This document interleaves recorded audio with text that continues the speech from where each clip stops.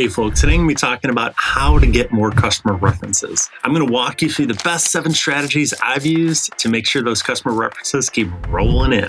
All right, let's dive into it. SaaS CMO Pro. Hey folks, my name is Bill Macaitis. I was the former CMO CRO of Slack, before that CMO of Zendesk, and SVP of Marketing of Salesforce before that. Bring 30 years of online experience and excited to talk with you today about getting more customer references. So I was on a call yesterday with one of the clients that I advise, and their big question was, hey Bill, it's really hard to get these customer references.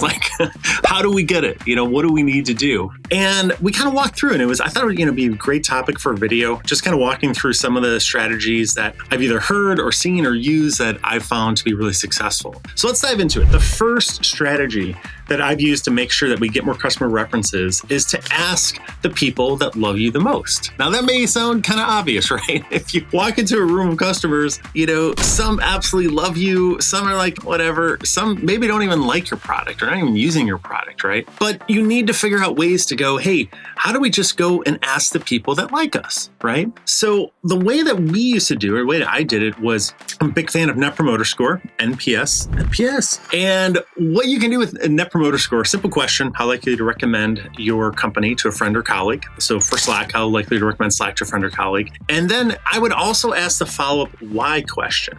Why? Why did you score us a 10? Why did you score us a 1, which is really bad? 10's the highest, 1's the worst. And the other big thing that really helped is what some companies will do when they run Net Promoter Scores, they'll run the minimum amount of surveys possible. They'll just say, hey, we're just going to run this to 3 or 5% of our base, one time, just to get statistically significant. And while I think that's great, hey, at least you're going to get a score, you can benchmark yourself, there's a bunch of other things you can do. What we decided to do is, hey, we're going to run this NPS score to everyone, to all the users, not just a little subset. And one of the reasons we did that was I was big into having evangelism playbooks where you could tap into the power of the people that love you the most. And by scoring everyone individually, we could then have not only an overall Slack Net Promoter Score, but we would have a score for each of our customers in aggregate. And then we could break that down and go, oh, we have 30 users using us right now for this particular company, and maybe that breaks down hey, there's a couple 10s, there's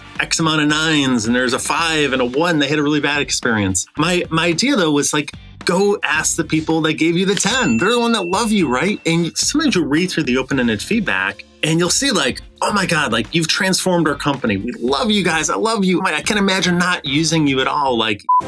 Smearing me. You're one of my favorite software to use, favorite tools to use. That's a good one to ask, right? You want to ask them, for a little help, right? Ask them, hey, would you mind, being a reference for us? Would you mind, hey, if we, got you on record with some of this stuff, whatever it is, right? What I found was the people that truly love you are more than happy to do that. And I remember from my personal life, I was at Zendesk and I was serving a CMO role, and there was a tool that I love so much. It was for lead scoring. It was Infer, and I love those guys. I love them. I would have totally spoken on record for them. I would have brokered them into new deals, whatever I could have done to help. But they never reached out to me, and it just was one of those things. I think we probably have, ask yourself too, there's probably a tool or software you use in your work that you love and you would probably help out, but they have to be able to know that you love them and actually ask. And so that's what we would do. We try to figure that out. That's the first one I think that was really helpful for us, is just, hey, go to people that love you, whether it's NPS or a different strategy. It's a great way to get more recommendations. Okay, the second strategy I've used to get more customer references is to think about your overall go-to-market strategy and embrace the SMB segment. Now, I know there's a lot of companies out there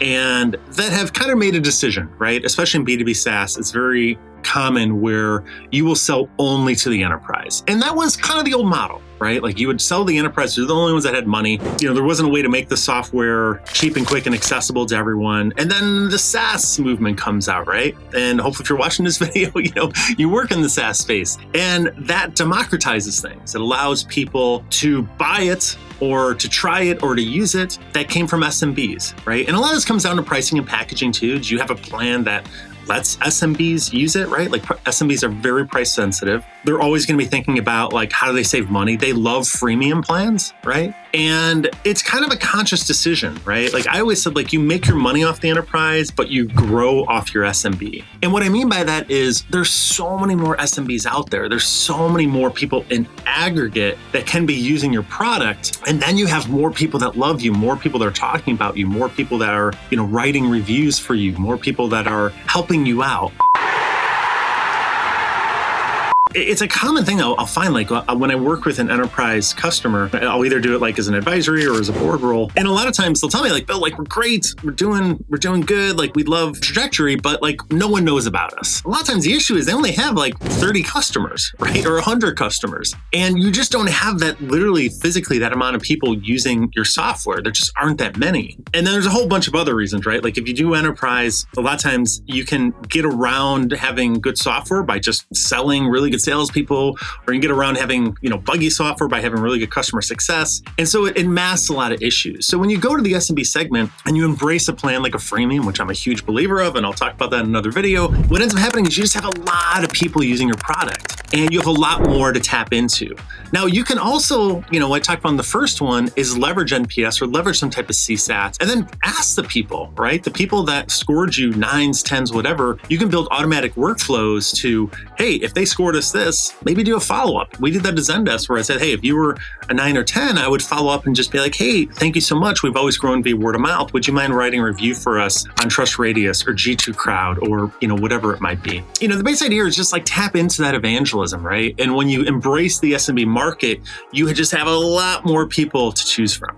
All right, the third way to get a great customer reference is to just leverage discounts. So this is something, we did at Slack where I was in the role of CMO/CRO and made it a little bit easier because I could kind of, work with the salespeople and the marketing folks and finance and work together on these things. But what we would think about is, hey, there are sometimes there's just a great logo that comes around, right? That people love that logo. It's aspirational, it's modern, it's progressive. It's just like, it's a perfect logo, right? And you don't need 1,000 of these. Sometimes you just need like 5 or 10 great logos for your, for your customer references, for the homepage, for your sales deck material, whatever it is. You don't need that many, but sometimes like you'll find just a great logo that will come in. It's okay sometimes to just go, hey, let's just land that customer. Let's give them a discount, right? Maybe you're normally discounting 15, 20%.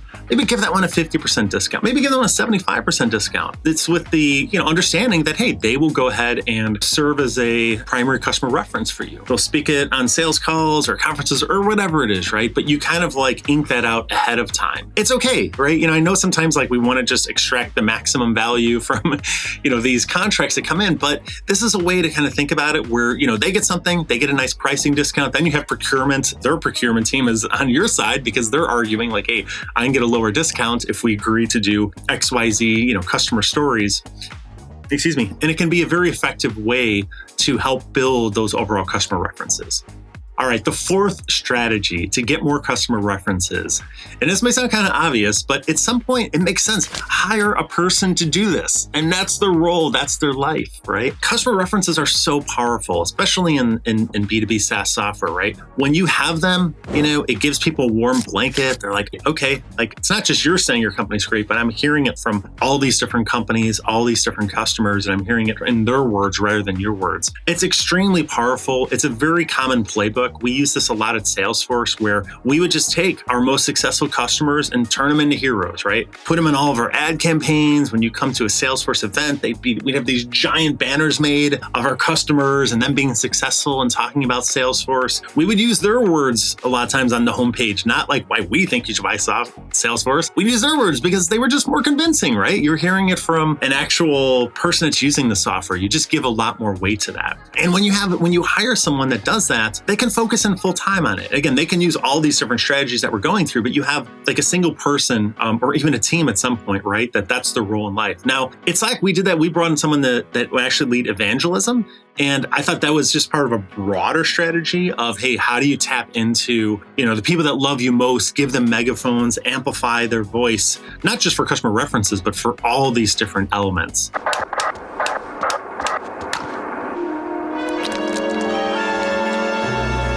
I love you. But I do think like a lot of times, in B2B marketing, we have unfunded mandates. It's like, do this, do this, do this, do this, do this, do this. Do this.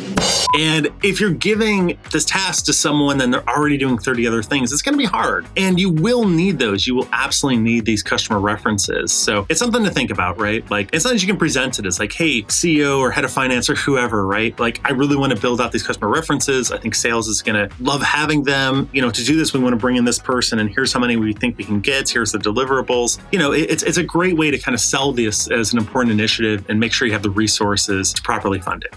Okay, the fifth strategy I've used to help get more customer references is to formalize a program for the people that love you, right? So this could be an MVP type program. We did this at Salesforce where the people that were some of our biggest fans, we actually made a program for it. It was called the MVP. And basically the idea there is that like, hey, these people would come, we give them early access to the product, they could come to the Dreamforces, maybe we'd fly them out, we'd have them meet with, key people within the organization, we'd send them swag. It's basically like the people that love you the most, right? And you kind of harness a program around that. When you do that, I think you even more tap into that love, right? And they even get more fervent and their passion and recommending you. It's just a great program, right? To kind of solidify that. At the same time, what some other people do is like, you might do a CAB, right? A customer advisory board, kind of a similar purpose, right? Where you bring in different companies to give you direction on the product roadmap, to give you feedback. And I think at the end of the day, whether it's a CAB, MVP, something else, the base idea here is like, hey, we recognize, we want to listen to you, right? You are important. You are a VIP. We're going to listen to you. And I think when you are listened to as a customer, you're much more likely to have a higher affinity towards that company. You're much more likely to speak highly of them. You're much more likely to help them out, either serving as a reference. Maybe you're going to make introductions to other team members within the company. Maybe you're seed and grow type go-to-market model where you start off with a small team and then you expand within these companies. It's very important just to kind of make these programs as a way to kind of solidify that and harness that evangelism.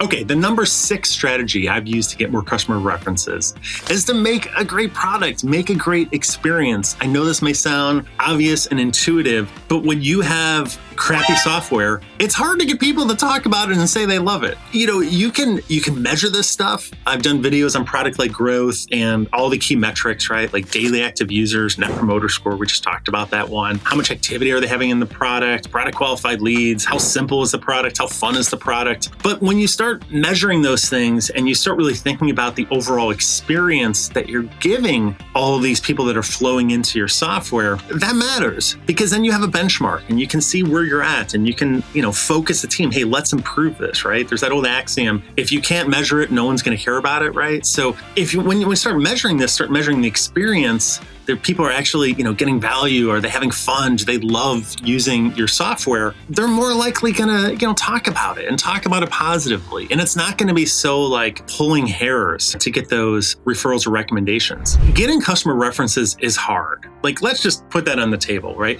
Especially when you're selling into enterprises and you're trying to get customer references at the enterprise level, there is so much inertia, bureaucracy. You have to get this approval, that approval, that approval. They don't want to go on record. They don't want to give away their secret sauce. Secret formula, help! It's difficult. It's very difficult, right? So you have to think about all these different elements. And if your product is just hard to use, it's just not fun to use, it's painful to use, you're just making that even harder, right? So that was my number 6 one. Number 7, the last strategy I've used to help get more customer references is sometimes, like I talked about just before that, it's so hard to get these references because for the enterprise, there's so much bureaucracy and paperwork and no one wants to sign off on this stuff. And you're supposed to go through 8 different channels to get it. Sometimes I just say hey, ask for forgiveness, not permission. If they're a customer, if they're already using your product, sometimes it's put the logo on your, this is one of our customers, right? They are a customer, come on. And you know what, if they call, if they see it, if they don't want it, that's fine. You take it off. But I think sometimes when you want to go the official route, you have to go through 13 different people and sign offs. And especially at these enterprises, it just takes forever. And a lot of times it doesn't happen at all. So anyways, those are the top 7 strategies I've used. I would love to hear from you guys. When you're trying to get more customer references, you're trying to get a great logo, a great testimonial, a great quote, what have been some of your best strategies? I read all the comments. I always love hearing about this stuff. And thanks again so much for joining.